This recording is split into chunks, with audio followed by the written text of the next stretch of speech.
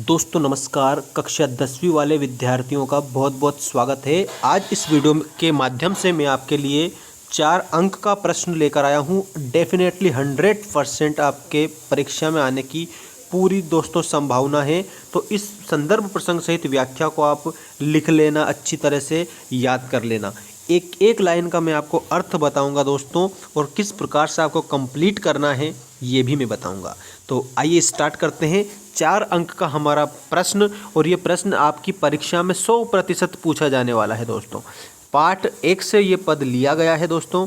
पाठ 1 का नाम है पद, सूरदास के द्वारा लिखा गया है, और ये सूरसागर की पंक्तियां हैं।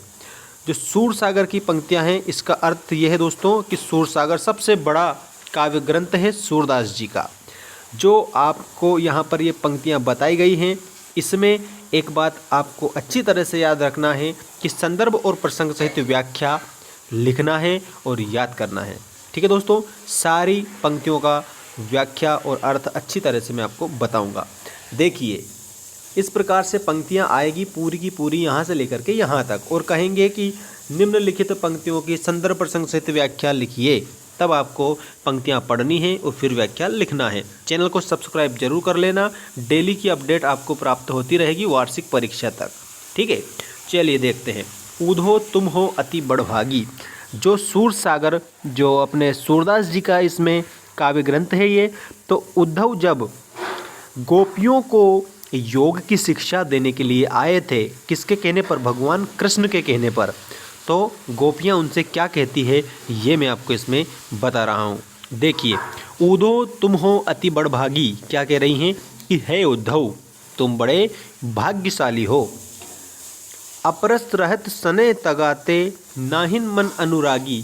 अपरस रहत सने तगाते, कि तुम तो भगवान कृष्ण के पास रहते हो, इसके बाद भी नाहिन मन अनुरागी, कि उनके अनुराग में, उनके प्रेम में तुम्हारा मन लिप्त नहीं हुआ है।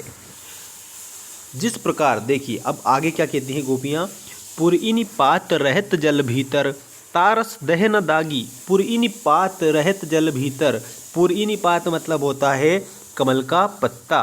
ठीक है, जल के भीतर रहता है, उसके बाद भी जल की एक बूंद भी उस पर नहीं लगती। तारस दह न दागी, जो जल महा तेल की गागरी, बूंद न ताको लागी। कि जिस प्रकार से तेल की गगरी अगर जल में रहे तो उसमें एक बूंद भी नहीं लगती है, इस प्रकार से तुम भी कृष्ण के समीप होते हुए भी उनके प्रेम से वंचित हो।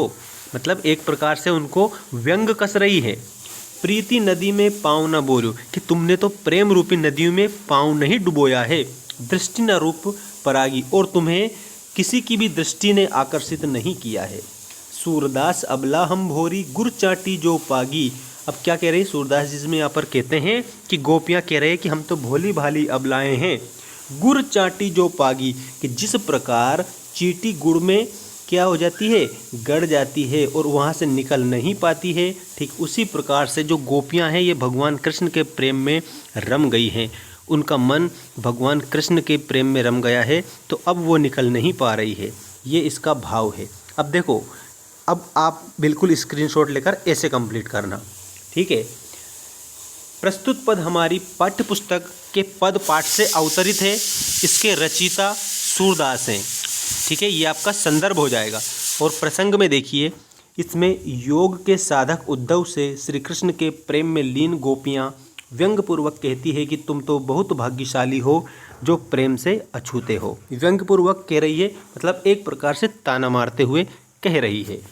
अब आपको जो व्याख्या मैंने अभी ऊपर बताई है, ये व्याख्या आपको इस प्रकार से लिख देनी है व्याख्या करके। देखिए, व्यंग प्रहार करते हुए गोपियाँ कहती है कि हे उद्धव, तुम तो बहुत भाग्यशाली हो जो प्रेम के धागे से अछूते हो। तुम्हारा मन अनुराग से पूर्ण नहीं है। श्री कृष्ण के साथ रहते हुए भी तुम्हारी स्थिति ऐसी है जैसे कमल के पत्ते पानी के अंदर रहते हैं, फिर भी उन पर जल का दाग नहीं लग पाता है। जैसे तेल की मटकी पानी में तो रहती है, पर पानी की एक बूंद भी उस पर नहीं टिकती। हे उद्धव, तुमने तो प्रेम की नदी में पैर तक नहीं डुबोया है। तुम्हारी नज़र रूप सौंदर्य मुग्ध नहीं हुई है। सूरदास के शब्दों में गोपियाँ कहती है कि हम तो बलहीन भोली भाली युवतियाँ हैं, इसलिए हम श्री कृष्ण के प्रेम में उसी तरह लिप्त हो गई है जिस प्रकार चींटियाँ गुड़ में लिपट जाती है और वहीं पर अपने प्राण त्याग देती है। ठीक है। इस प्रकार से आपको संदर्भ और प्रसंग सहित व्याख्या करनी है और ये आपकी संदर्भ और प्रसंग सहित व्याख्या 4 अंक में आएगी। आपकी ब्लूप्रिंट के अकॉर्डिंग मैं आपको बता रहा हूँ। तो मध्य प्रदेश वाले जितने भी स्टूडेंट्स कक्षा 10वीं वाले हमारे साथ जुड़े हुए हैं, इस वीडियो को अधिक से अधिक शेयर करें, लाइक करें और अपनी परीक्षा की अच्छे से तैयारी जारी रखें। मिलते हैं नेक्स्ट वीडियो में। धन्यवाद दोस्तों।